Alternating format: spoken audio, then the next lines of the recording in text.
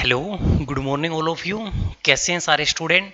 तो देखिए, आज की जो क्लास है, आज की क्लास में हम पढ़ने वाले हैं, एक लास्ट ही टॉपिक होगा आप लोगों की प्राचीन इतिहास का, एक बचा हुआ टॉपिक है। शायद यहाँ से कुछ क्वेश्चन आ जाएं, इसलिए मैंने सोचा एक लास्ट क्लास और कर दी जाए आप लोगों के लिए। तो देखिए, आज की क्लास में हम कुछ महत्वपूर्ण इंक्रिप्शंस अभिलेखों के बारे में पढ़ने वाले हैं और सिकंदर के बारे में पढ़ने वाले हैं। बिल्कुल छोटा सा टॉपिक होगा आज का हमारा ये, और कुछ बचे हुए टॉपिक्स इस क्लास में हम कंप्लीट कर लेते हैं। कुछ इंडियन हिस्ट्री में ऐसा कुछ बचा हुआ हो जो आपके एग्जाम के लिए जरूरी हो सकता हो, तो वो आज की क्लास में हम बिल्कुल कंप्लीट करेंगे और आज की क्लास में आपको टाटा बाय बाय कर देंगे। तो देखिए, आज हम पढ़ने वाले हैं महत्वपूर्ण अभिलेख के बारे में। तो मैं हेडिंग डाल देता हूं एक बार। आज की क्लास में हम पढ़ेंगे इंपॉर्टेंट इंक्रिप्शंस, महत्वपूर्ण अभिलेख के बारे में। महत्वपूर्ण अभिलेख के बारे में। तो आज की क्लास में हम पढ़ेंगे इंपॉर्टेंट अभिलेख, महत्वपूर्ण अभिलेख के बारे में। और देखिए,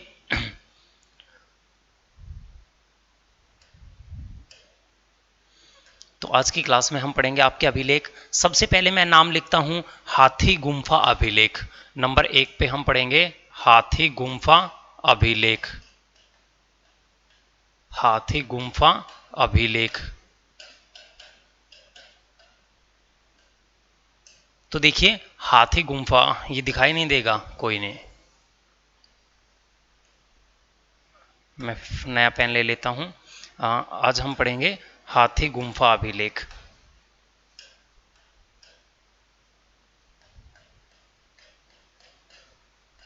ये तो दिखाई देगा ना। हाँ, हाथी गुम्फा अभिलेख। अब देखिए, जो ये हाथी गुम्फा अभिलेख है, ये किसने बनवाया था, बस हमें ये सिर्फ याद रखने हैं। जो हाथी गुम्फा अभिलेख है, ये किसने बनवाया था और इसमें किस चीज का जिक्र है। तो हम पढ़ते हैं, ये बनवाया था कलिंग राजा खारवेल ने। तो कलिंग के राजा खारवेल ने बनवाया था।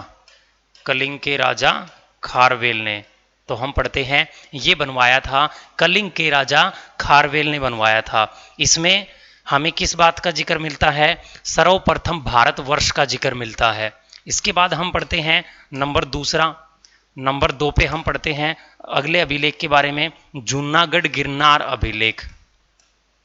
हम पढ़ते हैं जूनागढ़ गिरनार अभिलेख।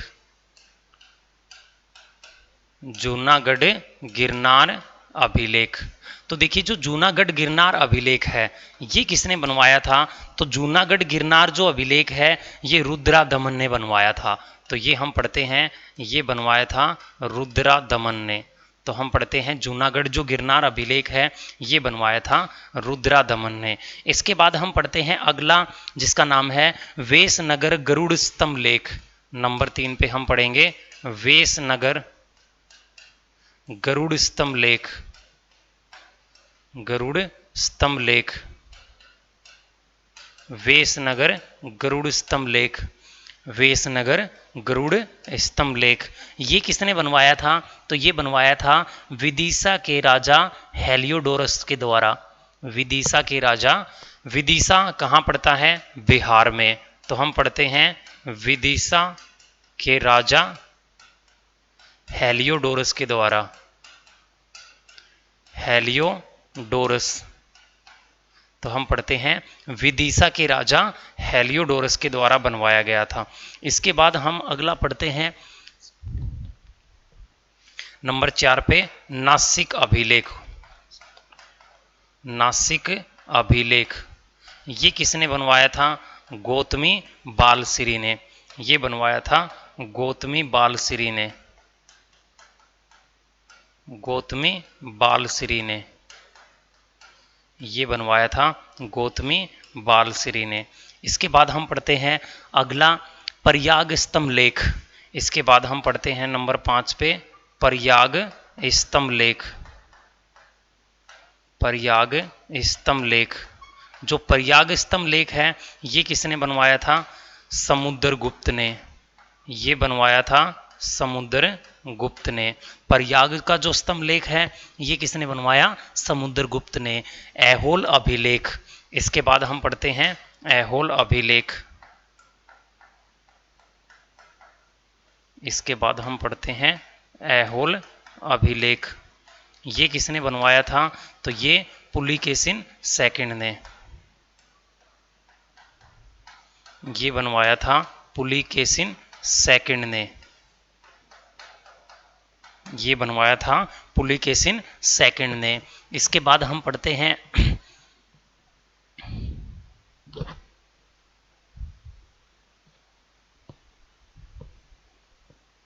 मंदसौर अभिलेख। इसके बाद हम पढ़ते हैं नेक्स्ट मंदसौर अभिलेख।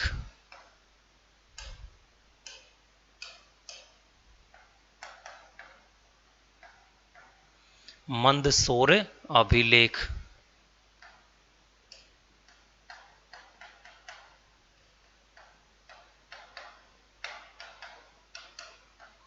इसके बाद हम पढ़ते हैं मंदसौर अभिलेख। और जो ये मंदसौर अभिलेख है ये किसने बनवाया? मालवा के नरेश यशोवर्मन ने ये बनवाया था, मालवा के राजा यशोवर्मन ने मालवा के राजा यशोवर्मन ने बनवाया था। इसके बाद हम पढ़ते हैं नेक्स्ट नंबर 8 पे। इसके बाद हम पढ़ते हैं नंबर 8 पे।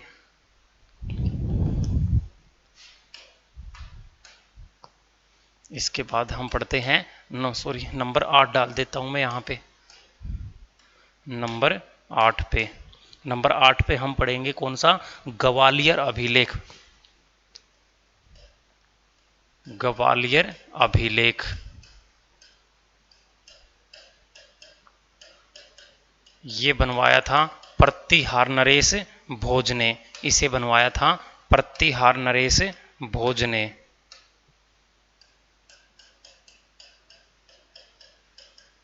प्रतिहार नरेश भोज ने। तो आपको ये सिर्फ याद रखने हैं ये अभिलेख किस किस ने बनवाए थे। इसके बाद याद रखोगे आप भीतरी अभिलेख जो बनवाया था समुद्रगुप्त ने। इसके बाद हम पढ़ेंगे भीतरी अभिलेख। भीतरी अभिलेख ये किसने बनवाया था? समुद्रगुप्त ने। ये बनवाया था समुद्रगुप्त ने। ये बनवाया था समुद्रगुप्त ने। इसके बाद हम पढ़ते हैं देवपाड़ा अभिलेख। देवपाड़ा अभिलेख। देवपाड़ा अभिलेख ये बनवाया था बंगाल के राजा विजयसेन ने। बंगाल के राजा विजयसेन ने। बंगाल के राजा विजयसेन ने। इसके बाद हम पढ़ते हैं अगला एरण अभिलेख जो भानुगुप्त ने बनवाया था। एरण अभिलेख ये बनवाया था भानुगुप्त ने। ये बनवाया था भानुगुप्त ने। भानुगुप्त ने। तो ये थे आप लोगों के कुछ अभिलेख इंपॉर्टेंट जो मैंने निकाल के कहीं ना कहीं से आप लोगों को करवा दिए हैं। इनको याद कर लेना, क्या पता यहाँ से कोई ना कोई क्वेश्चन बन जाए आपके एग्जाम का। मैं एक बार रिपीट कर देता हूँ तो देख लीजिए। महत्वपूर्ण अभिलेख मैंने लिखा हाथी गुम्फा अभिलेख जो कलिंग के राजा खारवेल ने बनवाया था। जूनागढ़ गिरनार अभिलेख जो रुद्रादमन ने बनवाया। वेशनगर गरुड़ स्तंभ लेख जो विदिशा के राजा हेलियोडोरस ने बनवाया। नासिक अभिलेख गौतमी बालसिरी ने। प्रयाग जो स्तंभ लेख है समुद्रगुप्त ने। और इलाहाबाद प्रयाग प्रशस्ति अशोक का था। ऐहोल अभिलेख पुलिकेशिन सेकंड ने। मंदसौर अभिलेख मालवा के नरेश यशोवर्मन ने। ग्वालियर अभिलेख प्रतिहार नरेश भोज ने बनवाया था। भीतरी अभिलेख समुद्रगुप्त ने। देवपाड़ा अभिलेख बंगाल के राजा विजयसेन ने। और एरण अभिलेख भानुगुप्त ने। इसके बाद हम पढ़ते हैं सिकंदर से संबंधित महत्वपूर्ण तथ्य। तो देखिए इसके बाद हम पढ़ते हैं सिकंदर से संबंधित महत्वपूर्ण तथ्य, यानी जब से सिकंदर भारत में आया था उस समय से रिलेटेड कुछ इंपोर्टेंट तथ्य। तो देखिए बोर्ड पे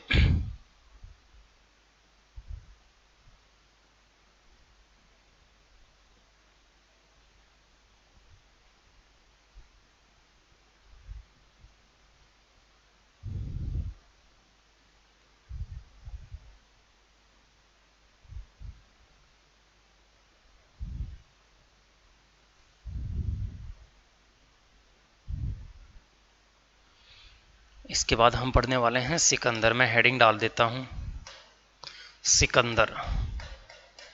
क्या पता यहां से भी आपके एग्जाम में कोई ना कोई क्वेश्चन बन जाए। सिकंदर, आपने इसका नाम जरूर सुना होगा, सिकंदर।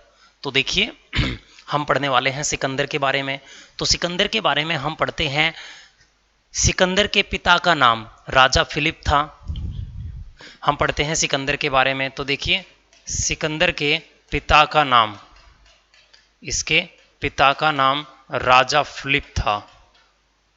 राजा फिलिप था। और ये कहाँ का रहने वाला था? ये मकदूनिया का शासक था। ये मकदूनिया, जिसको मैसिडोनिया बोला जाता है, मैसिडोनिया, ये मकदूनिया यानी मैसिडोनिया का शासक था।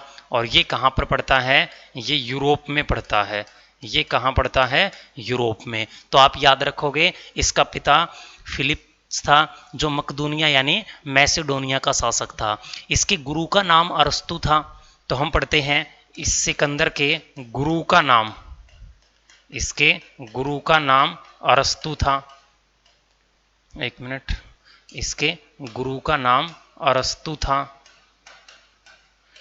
जिसके दिशा निर्देशों से या इसी का आशीर्वाद लेकर, इसी का आशीर्वाद लेकर ये विश्व विजय के लिए निकला था। इसी का आशीर्वाद लेकर ये विश्व विजय के लिए, विश्व विजय के लिए निकला।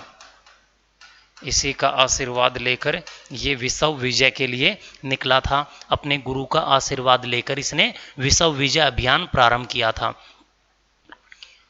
इसने 326 ईसा पूर्व भारत पर आक्रमण किया था, जिसे हाइडेस्पीज का युद्ध या वितस्ता का युद्ध माना जाता है। तो हम पढ़ते हैं इसने 326 ईसा पूर्व, इसने 326 ईसा पूर्व भारत पर अटैक किया, भारत पे अटैक यानी आक्रमण किया। और इसी अटैक को नाम क्या दिया जाता है? हाइडेस्पीज का युद्ध। हाइडेस्पीज का युद्ध, इसी को बोला जाता है हाइडेस्पीज का युद्ध, या इसी का एक नाम है वितस्ता का युद्ध। वितस्ता का युद्ध, इसी को माना जाता वितस्ता का युद्ध। ये किस किस के बीच हुआ था? तो हम पढ़ते हैं ये हुआ था पंजाब के राजा, पंजाब के राजा पोरस के बीच। पोरस और एक तरफ कौन था? सिकंदर। तो हम पढ़ते हैं ये युद्ध किस किस के बीच लड़ा गया था? पंजाब के राजा पोरस के साथ, और एक तरफ थे सिकंदर, दूसरी तरफ थे सिकंदर। एक तरफ था इस युद्ध में सिकंदर। और देखिए पंजाब के राजा पोरस की हार हुई थी, सिकंदर की जीत हुई थी। और जो ये वाला युद्ध था ये किस नदी के किनारे हुआ था? झेलम, जिसका नाम वितस्ता है। ये लड़ा गया झेलम नदी के किनारे, ये लड़ा गया था झेलम नदी के किनारे। तो ये भी आप याद रखोगे। तो देख ले एक बार ओवरव्यू ले लीजिए इसका भी। इसके बाद हम पढ़ते हैं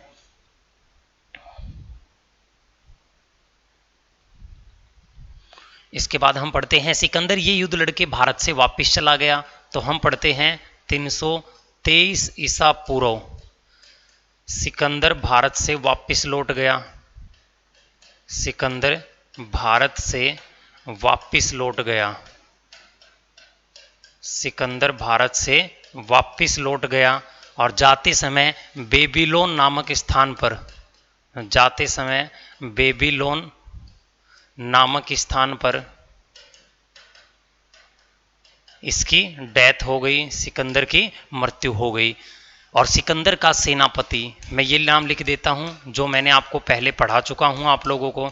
सिकंदर का जो सेनापति था उसका नाम था सेल्यूक्स निकेटर, उसका नाम था सेल्यूक्स निकेटर। और सेल्यूक्स निकेटर मैंने आपको मौर्य वंश में पढ़ाया था। इसके बाद हम पढ़ते हैं इसका जल सेनापति, इसका जल सेनापति यानी कि इसका जल जो सेनापति माना जाता है वो था निर्याक्स। इसका जल सेनापति निर्याक्स था। इसके बाद हम पढ़ते हैं सिकंदर जब भारत से गया, सिकंदर का जो समकालीन था यानी सिकंदर का जो कंटेम्परेरी था, सिकंदर का समकालीन, सिकंदर का समकालीन उस समय भारत में कौन था? घनानंद। उस समय भारत में कौन था? घनानंद। और घनानंद को पराजित करके चंद्रगुप्त मौर्य गद्दी पर बैठा। उसके बाद चंद्रगुप्त मौर्य मैं आप लोगों को पढ़ा चुका हूं अच्छे से, एक बार फिर देख लीजिए। मैंने इसमें बताया है सिकंदर। सिकंदर के पिता का नाम राजा फिलिप था, जो मकदूनिया यानी मैसिडोनिया का राजा था। कहाँ का? यूरोप का। सिकंदर के गुरु का नाम अरस्तु था, और उसने अरस्तु से ही आशीर्वाद लेकर पूरे विश्व विजय के अभियान पर निकला था। इसके बाद हम पढ़ते हैं 326 ईसा पूर्व उसने भारत पर अटैक किया, और वो हाइडेस्पीज या वितस्ता का युद्ध कहलाया, जो झेलम नदी के किनारे था। पंजाब के राजा पोरस को हराया और सिकंदर की जीत हुई थी। इसके बाद हम पढ़ते हैं 323 ईसा पूर्व पहले भारत से जा रहा था बेबीलोन नामक स्थान में, अफगानिस्तान में इसकी डेथ हो गई। इसका जो थल सेनापति सेल्यूकस निकेटर था, जो मैंने मौर्य वंश के अंदर जिक्र किया था। इसका जल सेनापति निर्याक्स था। और हम पढ़ते हैं सिकंदर का जो कंटेम्प्रेरी समकालीन भारत का राजा था वो घनानंद था, और घनानंद को चंद्रगुप्त मौर्य ने चाणक्य की मदद से हराया था, हत्या की थी और मौर्य वंश की स्थापना की थी, जो मैं आप लोगों को पहले से पढ़ा चुका हूं मौर्य वंश। तो आप लोगों को मैं पहले से पढ़ा चुका हूं मौर्य वंश। इसके बाद हम जिक्र कर लेते हैं थोड़ा सा सुभाष चंद्र बोस के बारे में, क्योंकि वहाँ से भी कई बार क्या होता है हमारे एग्जाम में क्वेश्चन बन जाते हैं। तो हम थोड़ा सा जिक्र कर लेते हैं किसके बारे में? सुभाष चंद्र बोस के बारे में। तो देखिए थोड़ा सा सुभाष चंद्र बोस के बारे में मैं लिख देता हूँ बोर्ड पे, पहले तो हेडिंग डाल देता हूँ। तो हम एक बार यहाँ पे